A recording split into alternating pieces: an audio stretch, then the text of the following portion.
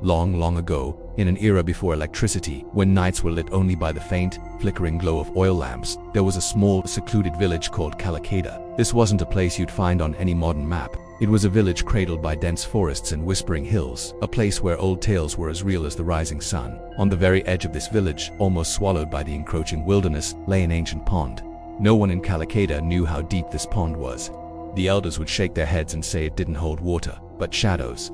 They believed it was a gateway, a place where the veil between worlds was thin. The water was unnaturally still, never rippling, reflecting the sky like a perfect dark mirror. It was beautiful, in a way that made your skin crawl.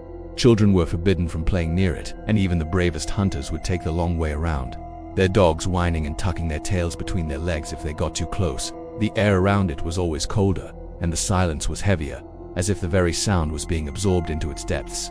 Years before our story begins, a tantric sorcerer had arrived in KHEDA. He was a mysterious figure, with eyes that seemed to hold ancient secrets and a voice that was little more than a dry rustle of leaves. He spoke to no one and built a small, crude hut right beside that ancient pond. The villagers were wary of him. They saw him as an outsider who meddled with forces best left undisturbed. Every night, as darkness consumed the village, the tantric would begin his rituals. Strange, guttural chants would drift through the air, carried on the cold night breeze. Om Kalaya Namar. Om Shma Shanafasina Nama. The words would echo through the silent lanes of KHEDA, making people pull their blankets tighter and mutter prayers for protection. No villager dared to go near the pond after sunset. They would see strange, colored smoke rising from his fire and hear incantations that twisted their dreams into nightmares. The atmosphere in the village grew heavy with fear and superstition. Then came one particularly dark, moonless night. A storm was brewing, but it wasn't a normal storm.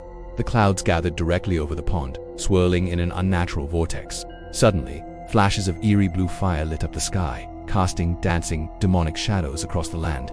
The wind howled like a tortured spirit, carrying the sharp, acrid scent of ashes and burning oil all the way into the village. The villagers huddled in their homes, listening to the tantric's chanting grow louder and more frantic, until it was suddenly cut off by a deafening clap of thunder that seemed to shake the very foundations of the earth. And then, silence. An absolute, terrifying silence. When the first brave souls crept out of their homes at dawn, the storm had passed. The sky was clear, but the air was thick with the smell of ozone and something else, something foul.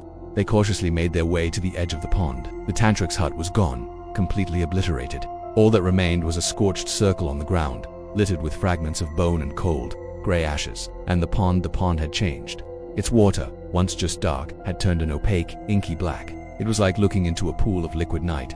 From that day on, the pond was completely abandoned.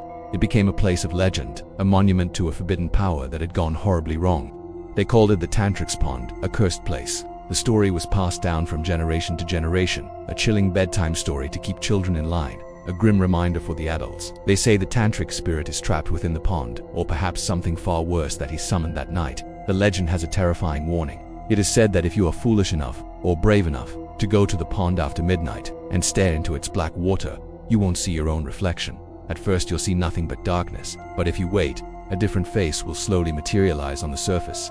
A pale, gaunt face with hollow eyes, and as you stare, mesmerized by the horror, you'll feel a cold, unseen force pulling you. The reflection's hands will seem to rise from the water, reaching for you, and the pull gets stronger and stronger, dragging you down into the endless darkness below, to join the shadows in the haunted pond of KHEDA.